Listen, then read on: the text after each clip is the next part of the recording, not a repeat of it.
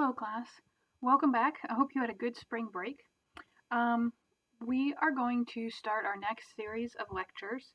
And before we get started, I want to talk about a couple things real quick. First of all, these lessons might take slightly longer than 30 minutes. So, for example, today's lesson might take a little bit over 30 minutes.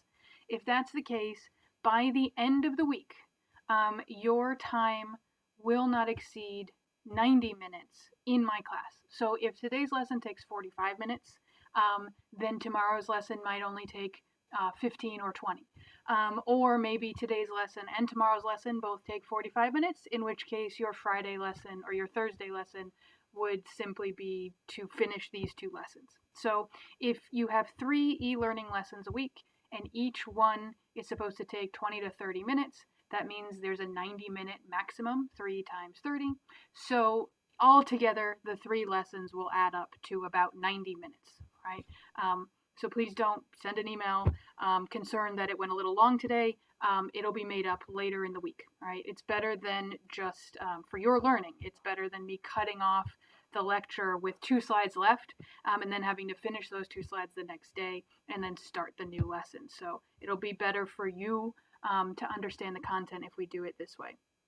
If you do have concerns, you can reach out and we can have a conversation about it. The other thing I want to talk about is just to set the stage here. So we left off, hopefully you remember, before spring break, in the 1920s, in the booming economy of the 1920s and the cultural changes after World War I. Now, the next set of notes needs to deal with the next major historical development, which is the Great Depression.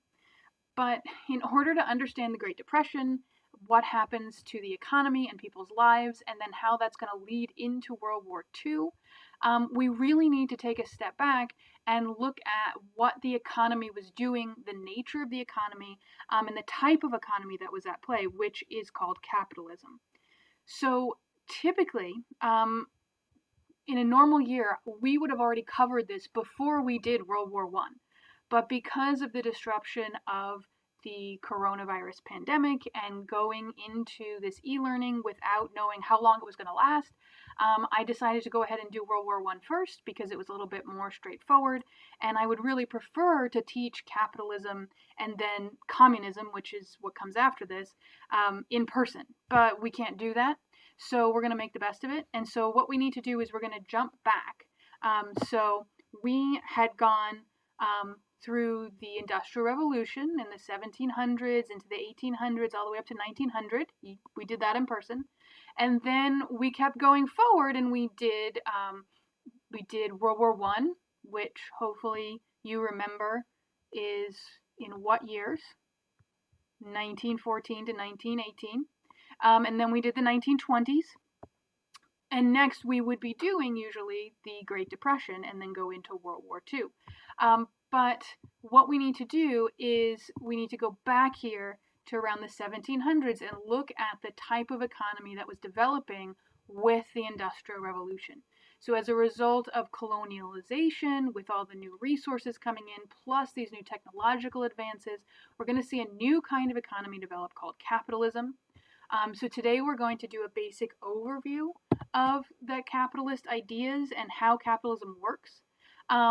And we're going to look at how efficient capitalism is. A lot of times we hear that capitalism is the most efficient economic system. We're going to look at what that means, and you're going to get to think critically about whether or not that is true. And then we're going to start to look, our next lesson will be about some of the issues that arise with capitalism so that we can set the stage for the response to capitalism, which comes in the form of communism. And then with that under our belt, we can really look at what causes the Great Depression and how people react to it. And then that can launch us into the groundwork for World War II with the rise of fascism and people like Hitler, and then World War II. So that's our big trajectory where we're going from here on out. Okay, so we're backing up. We're not in the 1900s anymore. We're going to be backing up to the 17 and 1800s. Although, as some of you know, capitalism is still the major economic system of the country you live in, of the United States, and of a lot of countries around the world. And so it's still very relevant and still has a lot to do with modern life. Okay, so We are going to be looking at an economic system. So, what is an economy? Well, basically, what we're talking about is the wealth and resources of a country, how people create and consume goods and services, right? So buying and selling goods and services, whether that is somebody coming to fix something for you, that would be a service, right? Or a good, something that you're making. So the part you need to buy to fix your car, right? And then if you can't fix your car yourself, you would pay somebody to fix it, and that would be a service that they are providing. So it also has to do with the management of resources. What resources do you have, either as an individual or as a country or even as a business?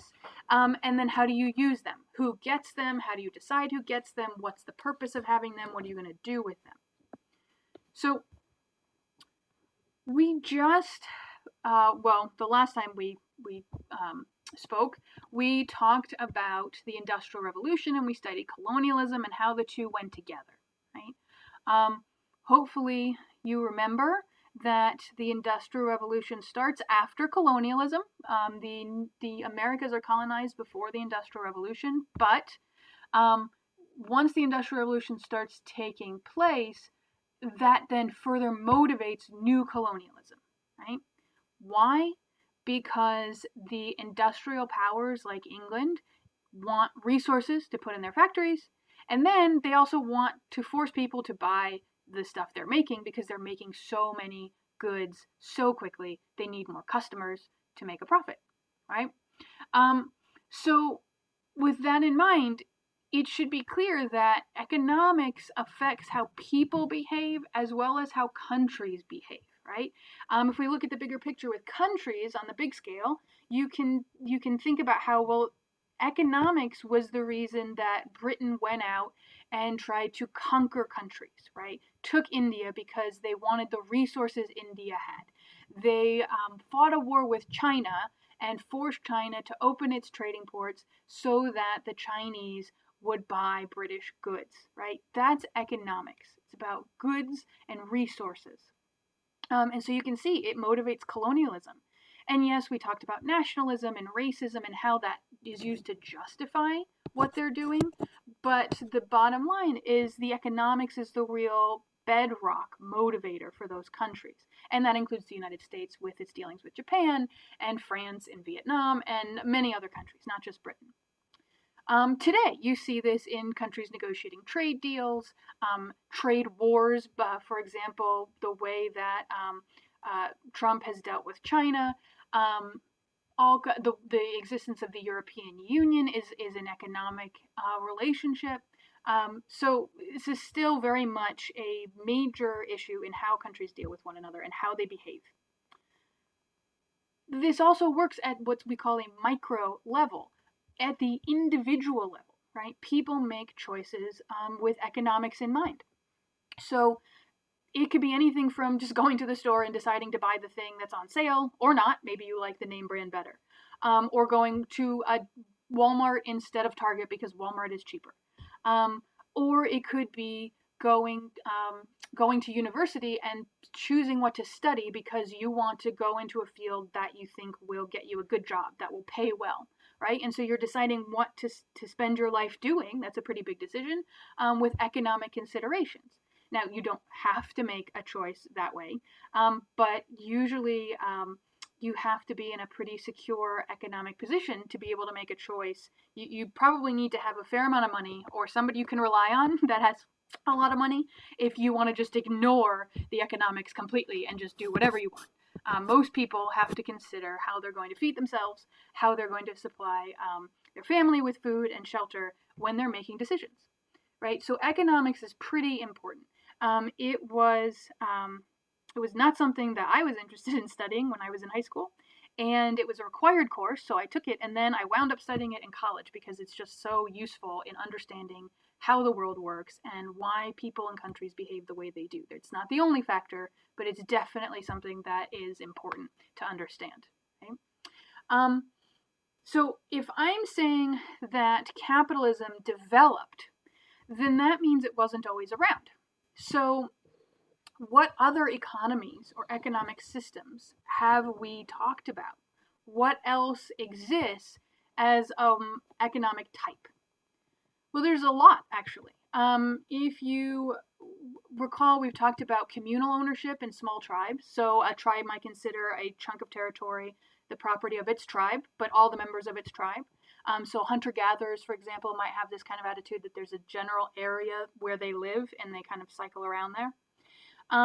You could have private ownership of land on small scale, right? So like individual farms that are owned by individual families, but in a pretty small community.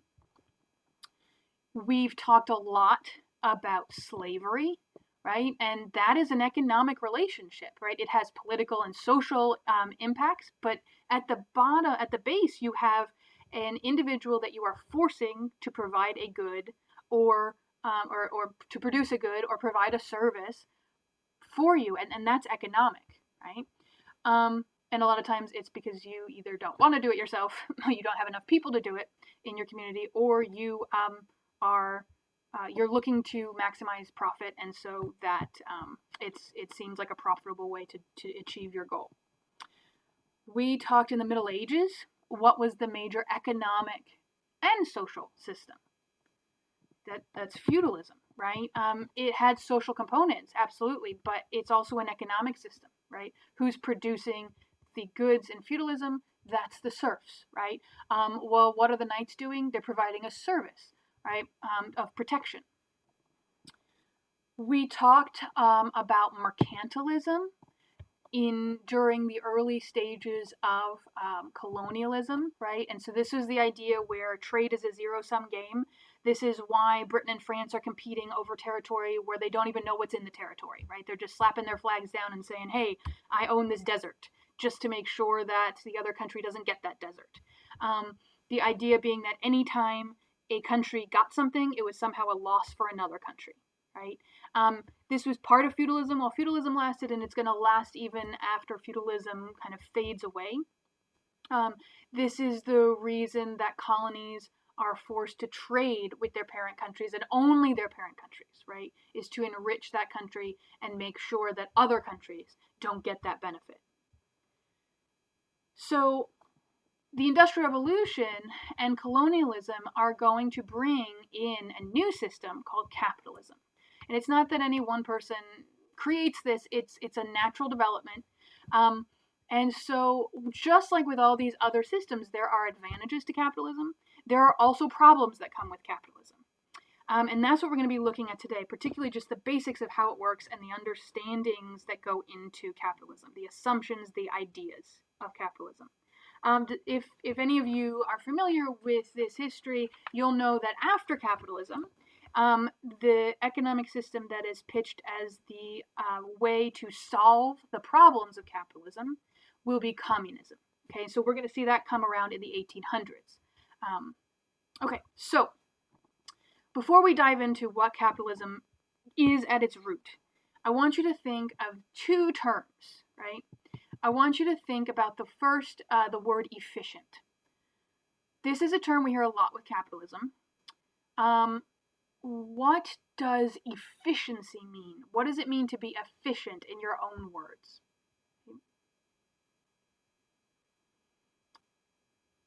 Usually, if we hear the term efficient, we're thinking of something that uses its resources well. So if you're an efficient person, you might use your time really well, or you might use your lunch really well. Let's say you have your sandwich, but you know that you're going to also have an after-school activity. You might save a little piece of that sandwich for a snack after school so you don't get too hungry. That would be an efficient use of your resources. How about the word responsive? Responsive means it responds. So if somebody's responsive, they're going to answer or react to something, okay? So these words are going to come up later in our discussion, particularly because we often hear the word efficient associated with capitalism. And I'm going to ask you to think about that towards the end of our lesson today. All right, but first, let's look at capital, right? Capitalism is named after capital. So what does that mean? Well, capital is any resource you use to make a profit, right? So this could be a factory, it could be land, it could be cotton, it could be oil, it could be money. If you're using money to invest it and make more profit, then that can be capital.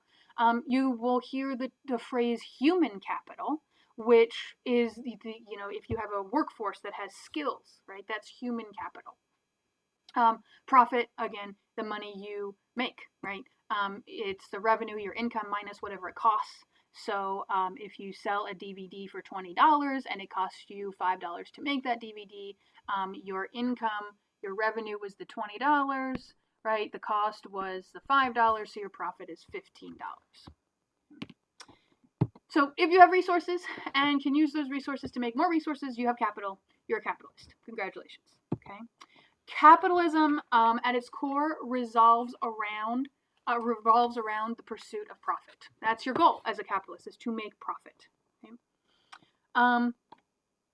For those of you who are Star Trek fans, this is the thing that the Ferengi are always trying to do, right? It's an entire society based on the principles of capitalism. Capitalism is an economic system, and this is a pretty key slide here, that it's based on the belief that both sides benefit from trade. And this is a really big break with which kind of economic outlook. If we're saying here that both sides benefit from trade, that means both sides can gain something, which is the opposite of what? Of mercantilism, right? Where countries thought only one side could benefit from trade, that any gain for France was a loss for England. Well, that isn't really necessarily how this works. You wouldn't trade if you didn't see something in it for your own advantage. If I go to the store and I see an Iron Man DVD on sale for $20, I'm only going to give the store $20. That's a trade. I'm trading $20 for the DVD if I value that DVD at more than $20. Right? If it's worth $20 to me exactly, I might not make the trade because I'm not really gaining anything. It's worth exactly the same to me. But if it's worth to me $20.01, well, then that's a good deal. And I am going to give the store my $20 and get the DVD.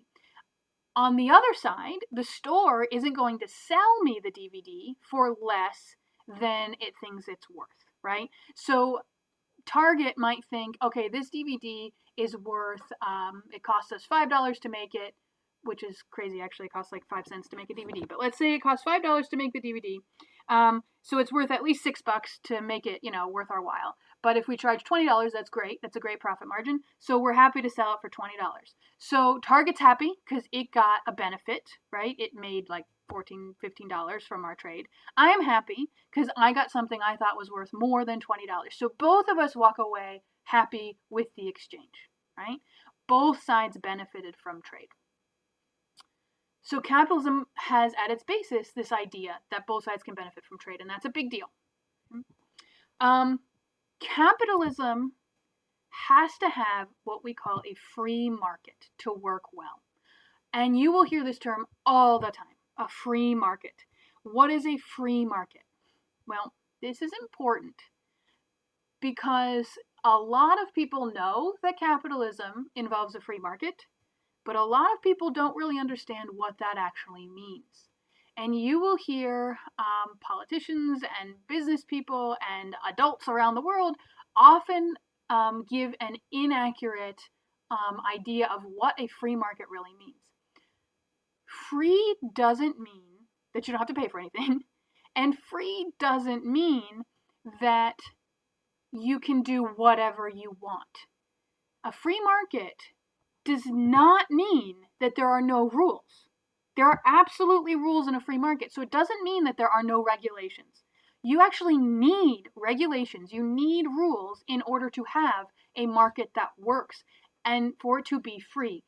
Because the free part in free market means that you have a choice about who to buy or sell from and what to buy or sell. So you have a choice as to whether or not you want to sell DVDs, period. And you have a choice about how much to charge for those DVDs. And you have a choice as to who you want to sell those DVDs to, right? So if you have somebody who comes up to you and says, I want to buy your DVD for 5 cents, you have a choice as the seller to say, no, I don't want to sell it to you for less than $20. right? And you can go elsewhere and look for somebody else who's being willing to buy the DVD for $20. The same thing from the buyer's perspective. You have a choice as to whether or not to buy from a person or a store. So there's not just one grocery store in town, or there's not just one company that makes socks. If you don't like this kind of sock or you feel like they're overpriced, there's another option for you out there. You have a choice. And this should hopefully make it clear why it really does matter that you have rules. You're going to need rules that say you can't just have one seller, that it will be illegal for one company to put all the other companies out of business, because then your customers won't have any choice. You're going to need rules that say, hey, you can't force somebody to buy or sell something, right? You can't hold a gun to somebody's head and say, buy this or else, right? That's not a choice. That's not free. You can't commit fraud, for example. And the reason you can't lie about a product you're selling would be that it would make it so that people would no longer trust the market, and then economics would come to a halt because nobody would feel confident in making business deals or buying and selling. So if you make a contract, there needs to be a rule that you agree and you uphold that contract, that you can't just say, oh yeah, I'll pay you $20 for a shipment of socks, and then the person delivers the socks and you don't pay the $20. That would bring business to a halt across the economy, because if you could do that, why would anybody believe that you're actually going to fulfill your end of the deal? And so people would stop trading, and that would be a disaster. So you need rules. The same thing with safety regulations, right? If people don't have confidence that the burger they just bought isn't going to kill them because it has E. coli, because there's no food safety inspectors, well then, some people might still buy the burger, but it's definitely going to hurt business because a lot of people aren't, right? And even if you do, you're then risking people's lives because, they could die. So that would be bad. All right. So a free market, crucially, the takeaway here is a free market does have rules. It just means that there is a choice about who to buy or sell from. But it does not mean that you don't put rules in place, that you don't put regulations in place. And then, of course, capitalism, as we said, you're using money, you're using profits to make more profit, right? So, for example, when Apple makes $1 billion from the latest iPhone, they don't just take that money and put it in a big pile and roll around in it like Scrooge McDuck. The CEO does make a lot of money, but they take a lot of that money and put it back into Apple to develop the next product to then make even more money, right? So a good chunk of that profit, goes back into the company. Although, again, CEOs do often make a lot of money in big companies, so you can still have people taking a chunk of the profit for themselves, but then the rest of it goes back into the company to make more money. All right, so capitalism. A big name associated with capitalism is Adam Smith. He is an English economist. He is considered the founding father of modern economics, because again, capitalism, still a big thing. But he did not invent capitalism. Okay, he recognized what was happening and wrote a book about what he saw happening. This was a natural development capitalism. This might remind you of Isaac Newton and gravity, right? Isaac Newton doesn't invent gravity. He just writes a book about what he's seeing and figuring out how it works, right? And so Adam Smith wrote the book Wealth of Nations, which it describes major principles of capitalism, such as supply and demand and competition and market price and all kinds of other catchy capitalistic phrases. Okay? So what I want to do is focus on one particular quote from this pretty long book. Okay? Adam Smith says, "It is not from the benevolence of the butcher." So benevolence, bene, right? Bene maybe reminds you of words you've seen before, like benefit, right? So bene means good. So benevolence is like the goodwill, right? Or the good intentions or the generosity, right? So it is not from the benevolence of the butcher, the brewer, or the baker that we expect our dinner, but from their regard to their own self-interest. We address ourselves not to their humanity, but to their self-love, and never talk to them about our own necessities, but of their advantages. So think about this. What does this mean in your own words? Adam Smith is saying people do what's good for themselves. This is called rational self-interest. Okay? So essentially he's saying you don't go to the butcher and ask for a cut of meat to be given to you for free because you're hungry and the butcher should just naturally want to feed you. He's saying you're going to the butcher and you're asking him to slaughter the cow and give you a slice of meat in exchange for something. That could be money, it could be some service you provide him, whatever you're going to trade, but you're doing it and you're appealing to him to give you that meat because he will benefit if he does that. Okay? So this is what you're used to. You don't show up to Target and ask for the DVD because you're such a big Iron Man fan. You go into Target saying, okay, I have this to offer Target. In exchange, I would like the DVD. This might seem selfish, right? Because, hey, if you're hungry and you're a fellow human, well, shouldn't the butcher care that you're hungry? But to Adam Smith, he says it's not selfish. It's efficient, right? I told you those words would come up again. He says that because everybody is pursuing their own interests, this actually works out in the big grand scheme of things because people wind up with a price that works best for everyone. I mean, the butcher would love to charge $1 million for a slice of steak, but then nobody's going to pay $1 million for a slice of steak because people are looking to get what's good for themselves too. They want the steak, but they also want to have money left to pay the rent and to go to a movie. So the butcher's going to lower the price to the point where it's good for him, but you're still going to have to pay something, right? But you're going to pay the amount that you think the steak is worth, or maybe, you'll get a good deal and it'll be worth more to you than the price is because it's on sale or whatever. But the point is you're both benefiting, right? That's what Smith says, that this works for individuals and for larger scale economies. That should seem pretty common sense to you, again, because you live in a capitalist society. Now, we said capitalism works with one type of market, a free market. And does a free market have rules? Yes, it does. But while, yes, a capitalist economy works with a free market, it also works with another type of market. It's the same market, but there's two kind of components to it. So it is a free market. It's also a type of there's a type of morality that goes with this market. Okay, and so for us to understand that, we need to look at the different kinds of morality. When we're talking about something being moral, what does that mean? If we talk about people's morals or somebody being a moral person, we mean that they do the right thing, right? They're a good person. And people can get their morals from all kinds of places. It could be religion, it could be their upbringing, it could be their culture, it could be their own personal conscience, it could be a philosophy, wherever it is. But they have a sense of good and bad, of right and wrong. And a moral person wants to do what's good, not what's bad. They want to do what's right, not what's wrong. That makes you a moral person. You know right and wrong, but you want to do what's right. Okay.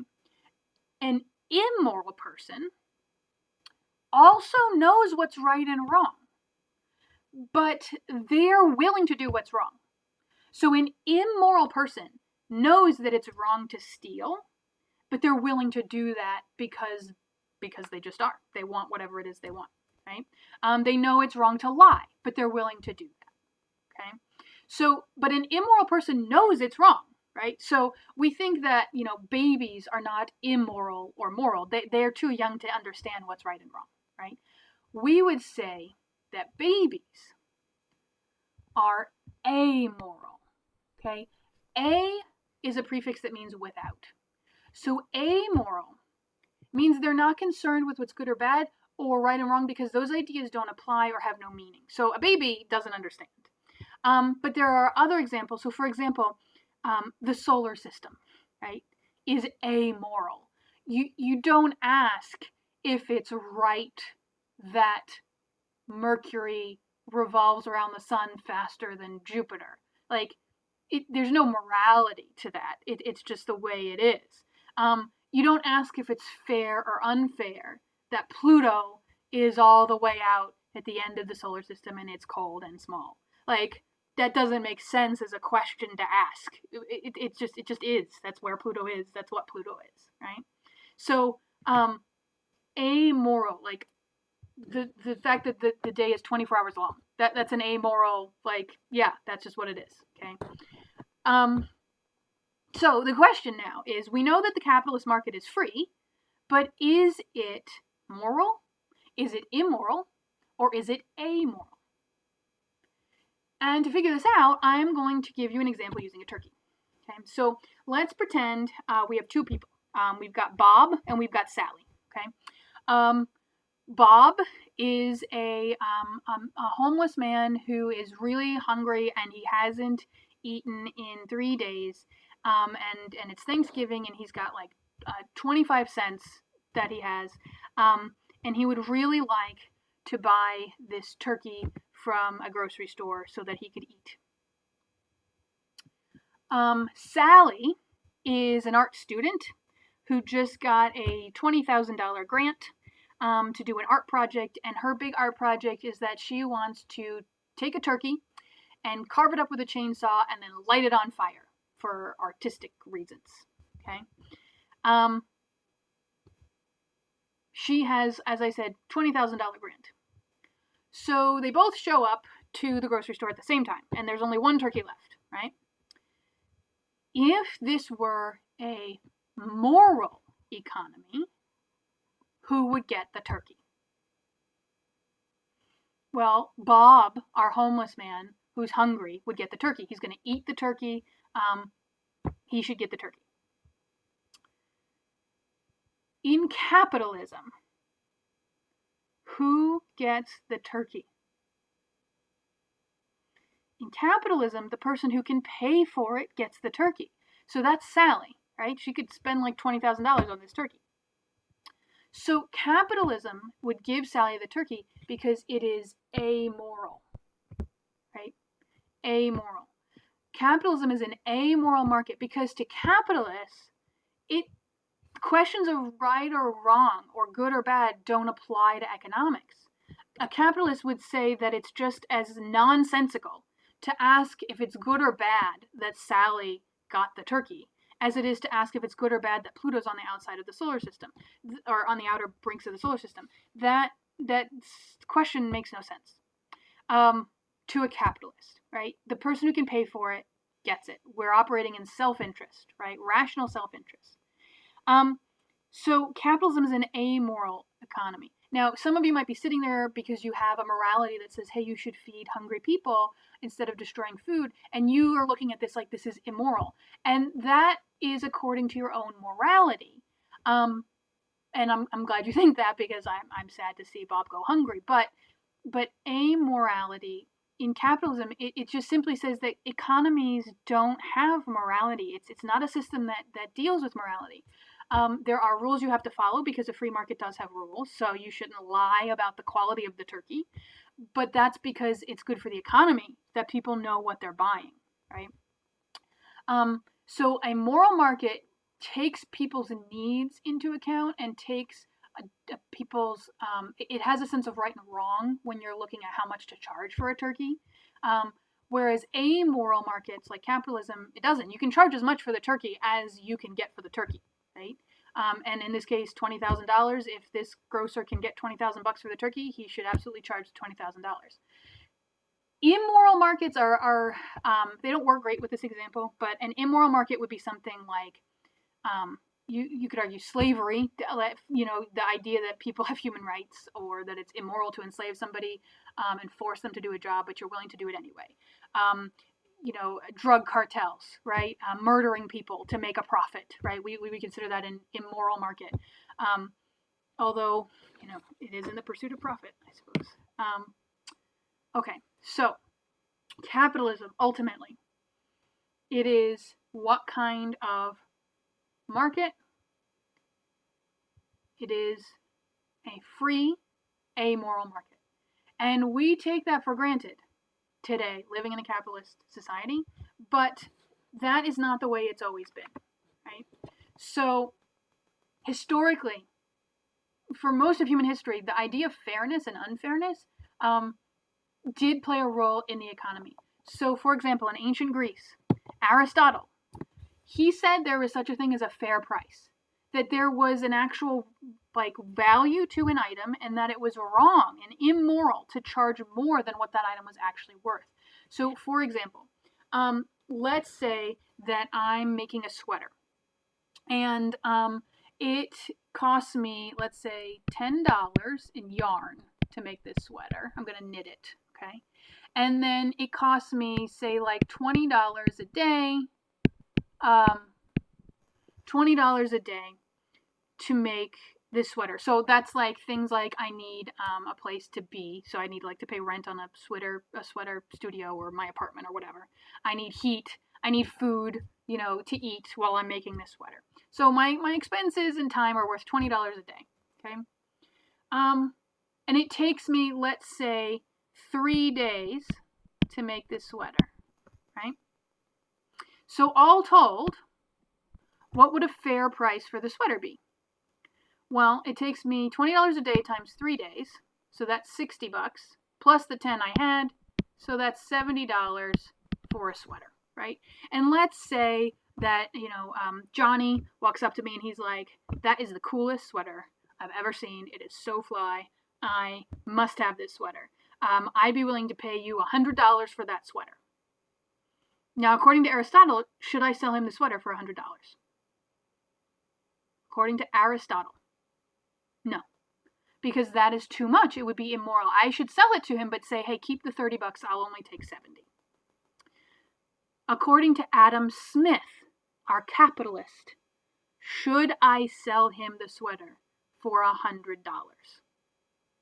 Yeah, absolutely. If I can get this, if I can make a $30 profit, excellent. Okay.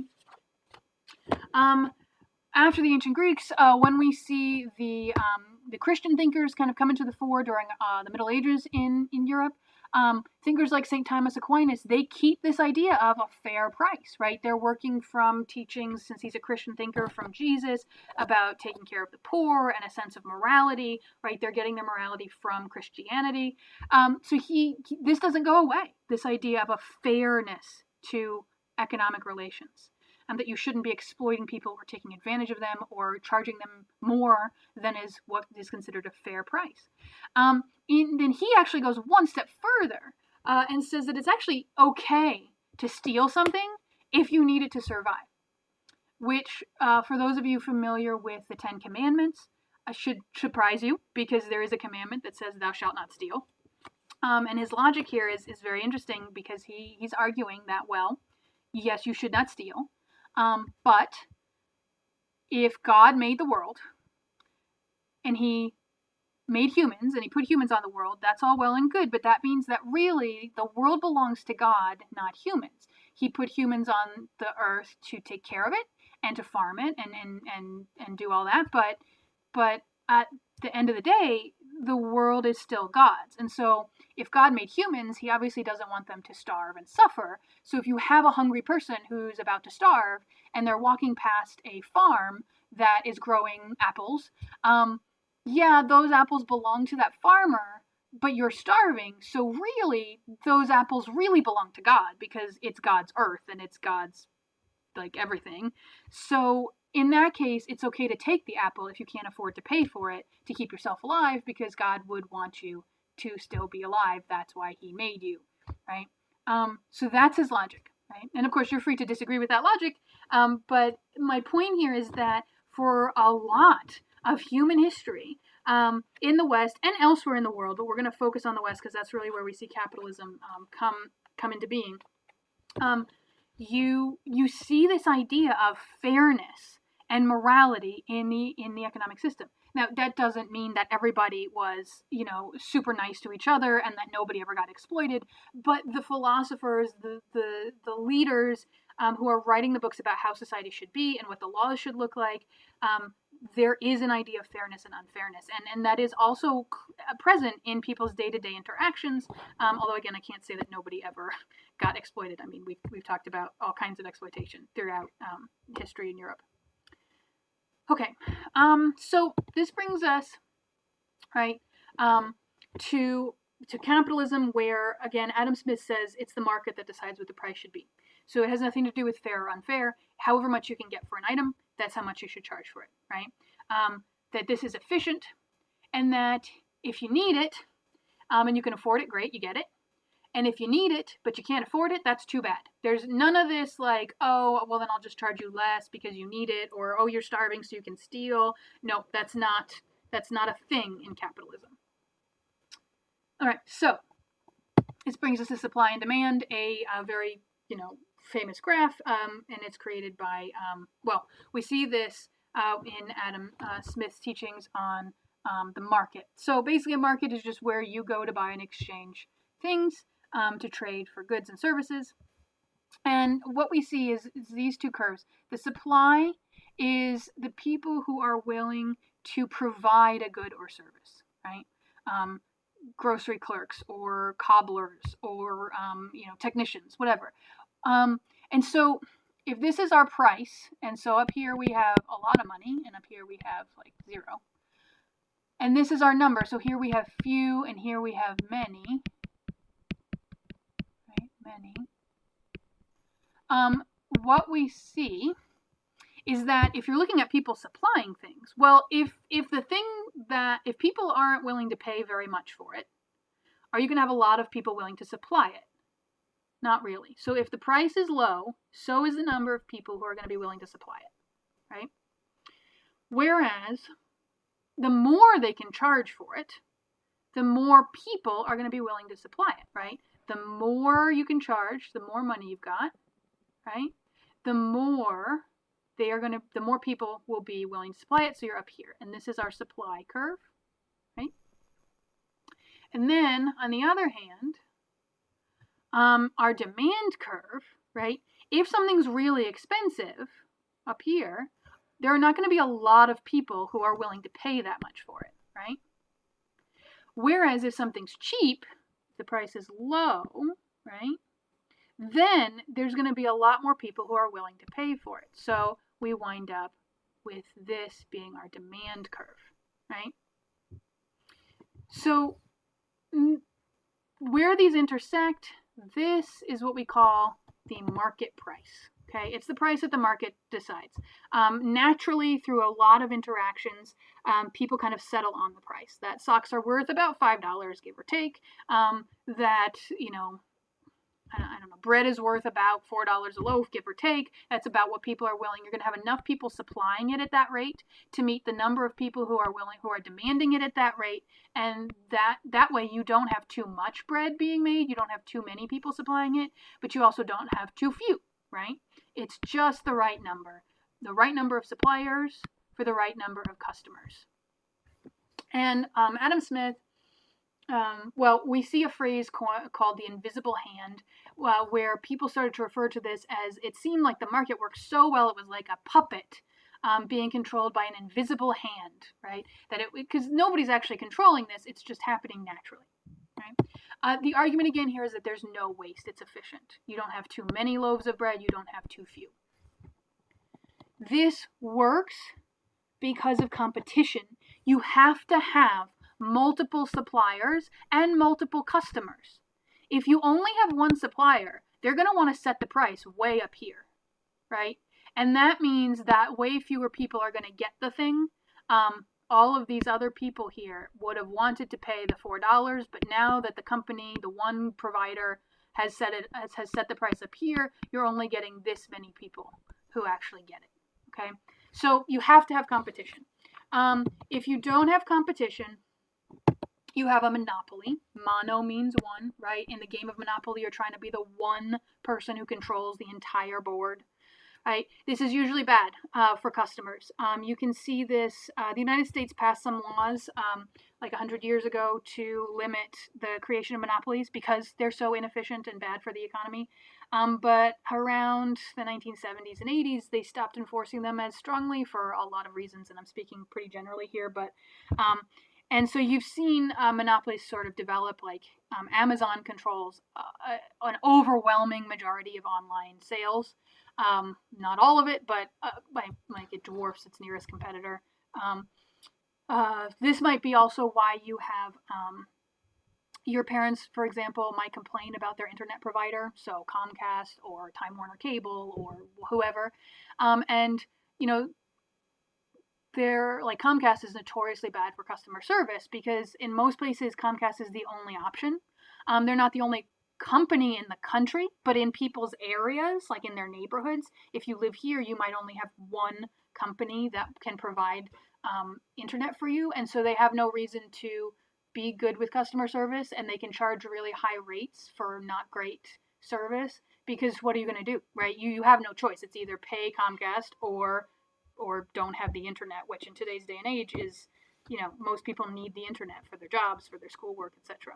Right? So monopolies are generally bad. Sometimes they can be good things if you're in a situation where it's the only way to get a service. Like if you have like 5 people living out in the middle of nowhere, there's not going to be a private company that's going to want to create, for example, like water pipes, or even the internet, because it costs a lot of money to get those resources out there. And so they aren't going to want to do that, but those people out there still need water, and they still need internet. And so in that case, it could be good to have a company go out there and provide it. And usually, though, it's not a company. Usually what you have is the government comes in and says, okay, well, you're our citizens and you still need water, so we're going to come out and we're going to spend the money, and we're going to be the only provider because nobody else wants to be out here, but at least you have water, right? And that is the case in certain very far out places in the United States. Okay, so we're nearing our end here, but the culmination of this lesson is for you to think about whether or not this really is efficient, because that, again, is the thing you hear people say all the time. Capitalism is efficient. That's why we have to stick with it. This is why the government shouldn't mess with the market, because if it starts putting in rules and regulations, it's going to affect our supply and demand curve, and it's going to mess this all up. Capitalism, efficiency, efficiency, efficiency. So my question to you is, right, is it efficient, right? Because capitalism is also amoral. So if efficiency is using resources well so that there's no waste, is capitalism efficient? And as I said, there are a lot of people who argue that it is. I want to give you some food for thought, right? Is it efficient? Is it responsive? Does it respond to customers? Capitalism, because you don't hear that as much, that it's responsive, but is it responsive? Well, if we're looking at efficiency just based on our supply and demand graph, it can look like, yeah, it's efficient. It comes up with this perfect market price where there's not too many loaves of bread and not too few loaves of bread, and look at that, all these customers at the middle here get what they need, right? Get what they want at that price. But we're only looking at part of that graph, right? Because we have people around the world, right, that are going hungry, starving, whereas we also have places in the world where there is a ton of food waste, right? Literally tons of food waste, right? 133 billion pounds of food are wasted in the United States every year. Meanwhile, elsewhere we have people starving. Even in the United States, as you know, people go hungry, right? The food is here in this country and people are going hungry, right? So even if you just want to look inside a country, is this efficient? I mean, you could argue no, because there's clearly enough food for everybody, but the food isn't getting to everybody who needs it, and yet some is being wasted, right? You can look at this with, for example, Bolivian quinoa farmers. So if you eat quinoa, it's spelled quinoa, so you might have seen it in the grocery store.